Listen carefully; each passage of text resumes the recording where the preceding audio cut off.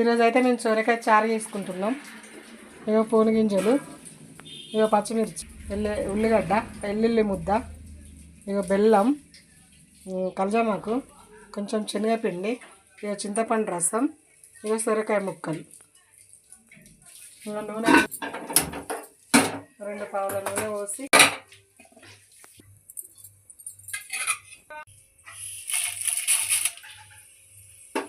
పచ్చిమిర్చి వేసిన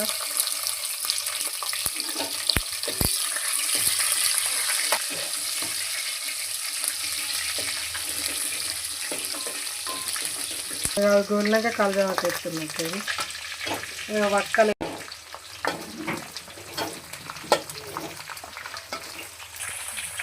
ఫస్ట్ వేస్తే కొంచెం ఈ ముక్కలు గోలేయి, కొంచెం గల్లుప్పు పెడితే ఈ ముక్కలు తొందరగా గోలుతాయి.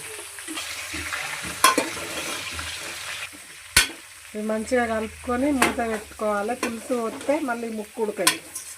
మూత ఉడికినాక పసుపు వేసి పులుసు పోయాలి. కొంచెం చిన్నగా పెట్టి ఇక మూత పెడతాను. ఇక పసుపు ఎత్తాను, వెల్లుల్లి ముద్ద ఎత్తాను, ఇక జీలకర్ర మెంతుల పొడి ఎత్తాను. వేసి ఒకసారి కలపాలి.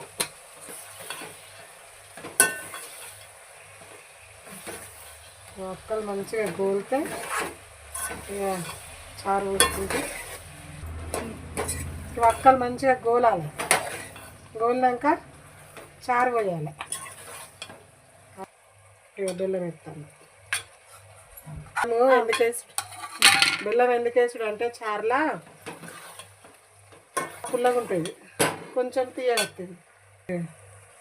చెంచుడు కారపొడి కొంచెం కలిపి మూత పెట్టినాక వక్కలకు కారం పట్టాలి. వక్కలకు కారం పడితే ఇక సొరకాయ చారు ఒక 5 నిమిషాలు మంచిగా ఉడికింది. అక్క మంచిగా ఉడికింది. ఇక ఉడికినాక చింతరసం పోస్తాను.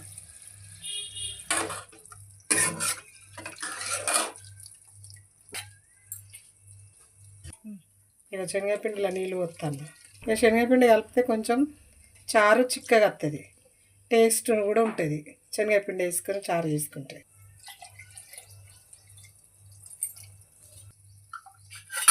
ఇక కలిపి మూత పెడతాను. శనగపిండి పోసిన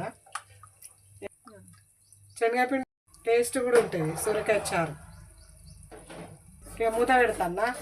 ఒక అర్ధగంట మరగాలి. ఇక మరిగినాక కొత్తిమీర వేసి దించాలి, కానీ కొత్తిమీర అయితే లేదు.